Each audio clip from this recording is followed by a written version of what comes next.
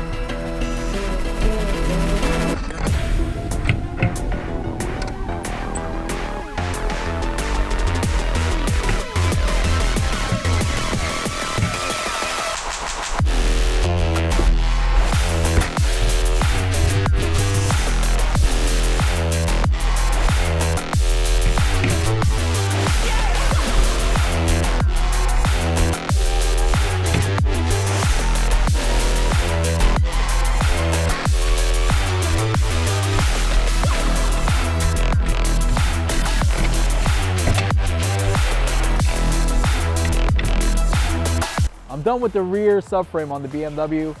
I just gotta do some small stuff to it. Align it the best I can, add some more door bars for safety reasons and a rub rail on the driver's side. And I wanna put one more, stiffen up I can't say stiffen up, but brace the strut tower in the rear. I got the okay to do that. But the next time you're gonna see me is gonna be in the garage. I wanna talk about the new class, the Pro 4-cylinder race club, and I want to go over what kind of cars you can use, general description.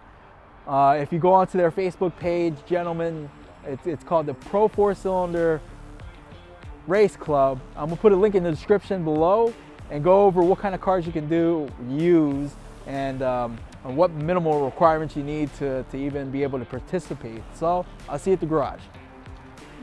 I'm back in the gym / studio / storage unit here, and I just wanted to go over what it takes to join the Pro 4 Race Club.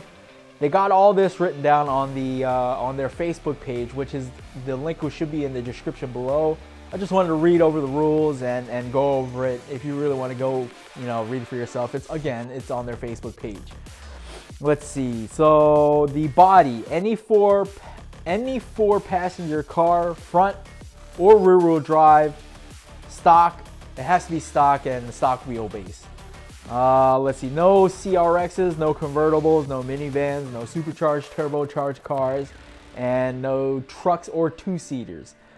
Let's see, all non-metal interior trim must be removed. Dashboards may still be in there, but if you're gonna remove it, a crossbar has to be in place.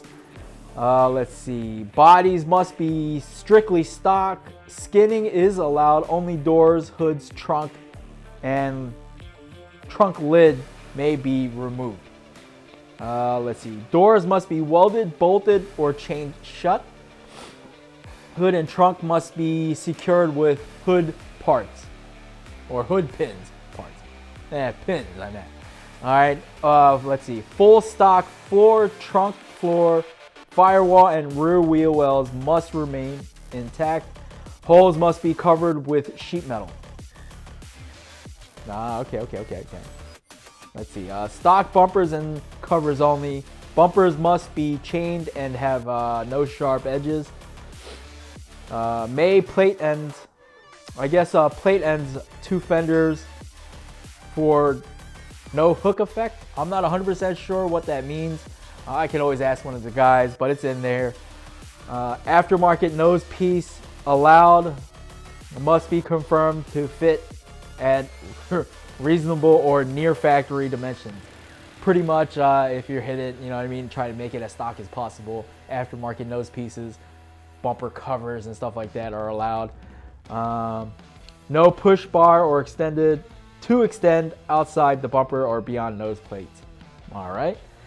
All plastic trim moldings and light lenses must be removed. So any like glass pieces or anything like that, trim on the outside that can fling out and I guess hurt somebody, it's got to be removed. Understandable. No rear view mirrors allowed. Car weight minimum is equivalent to engine cc. Oh, okay. All right, so if it's like a 1.8, I guess it can't be more than 1,800 pounds. I'm assuming that's pounds.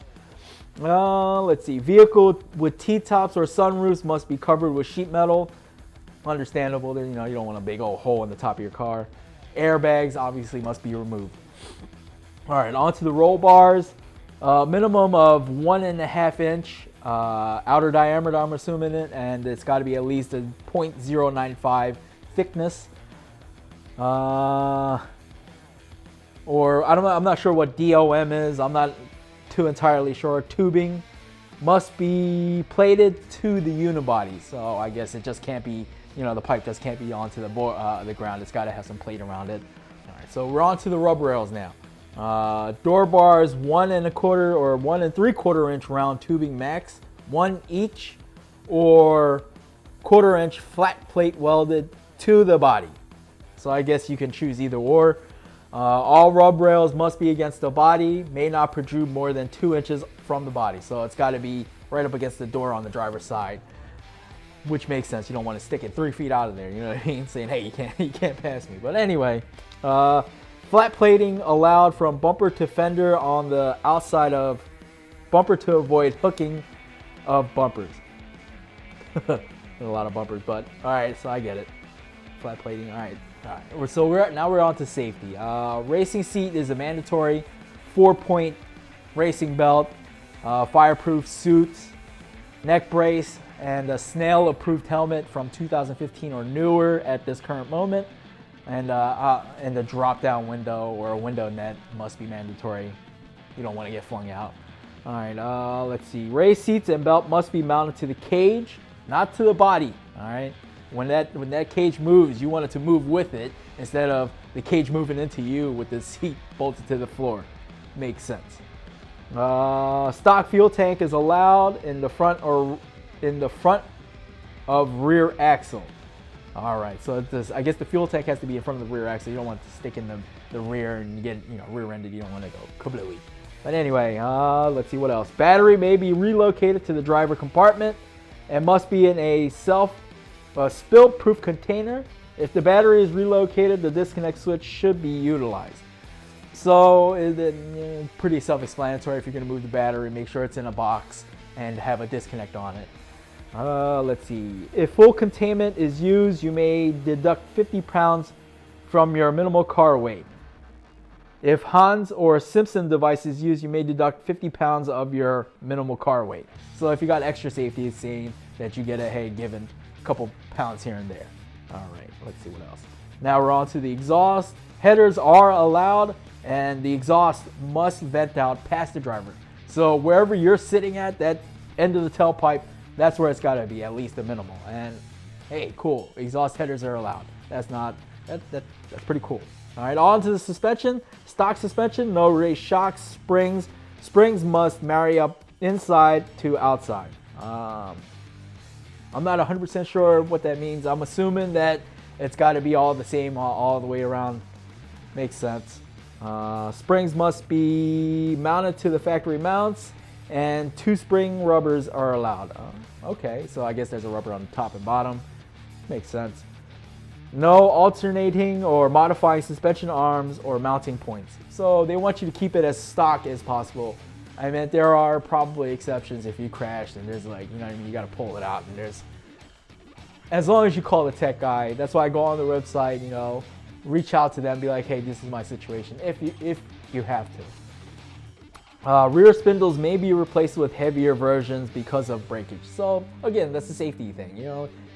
You're loading up that rear or the right rear, you don't want it to pop off because you got some cheapos on there, even though, hey, you use what you got, I guess.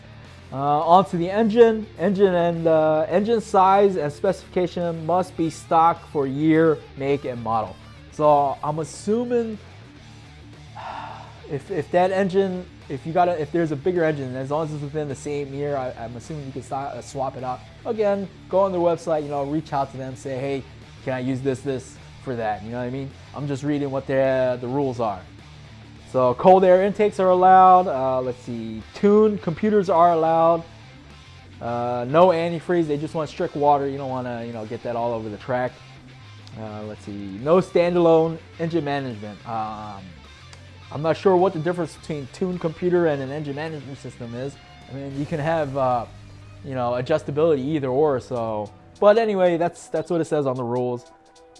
Let's see what else. Now we're on to the fuel. Race fuel is approved up to 110 octane, and E85 is allowed. Now on to the drivetrain. Let's see, stock, automatic, or standard transmission for year, make, model. Keep it as stock as possible. Stock torque converter and stock flex plate. I mean, I don't know if they're going to go that deep on it. I guess if you do have an inspection cover. But would that mean the same thing for flywheels if you're driving a manual? Again, reach out to them if you need to. Locking the rear locking of the rear is allowed, so I guess you can weld it up, put a spool in there if you wanted to, if you have a rear-wheel drive car. Front-wheel drive, I'm assuming that you want to go limited slip. No valving or brake bias. All right, so again, keep it as stock as possible. All 4 brakes must work, so again, keep it as stock as possible. Now onto the wheels and tires. All rims must be the same size. I guess if you're running 14s or 15s, they got to be all 15s or 14-inch rims. Tires, they don't have to be the exact same size. I guess you could run a 195 here, a 205 here, as long as it's on a same rim size, which is great. Let's see, racing wheels are allowed any offset. That's cool. Stock aluminum rims are allowed. I'm not sure about the stock steelies. Again, if you got any questions, reach out to those guys. 7-inch wide max, not 7-inch tall tire or tall rims, 7-inch wide max rim. All right, no wheel weights. Believe it or not, if they fling off, it can do some damage, so makes sense. And no DOT stamped race tire or any aggressive mud tires. I mean, with the wheel grooving, if you're allowed to groove your own pattern, that shouldn't really, I mean, again, it's their rules, not mine. So if you, again, if you have any questions or concerns, just reach out to those guys and they can probably answer your questions as best they can. All right, I just wanted to go over this, to go over the new series that's going on. I think they're approved for just 1 race, and hopefully we can continue it. Anything to continue more racing, I'm all for. All right. But anyway, if you've watched this till the end, a like, share, and a subscribe will do me greatly, and I'll see you at the racetrack.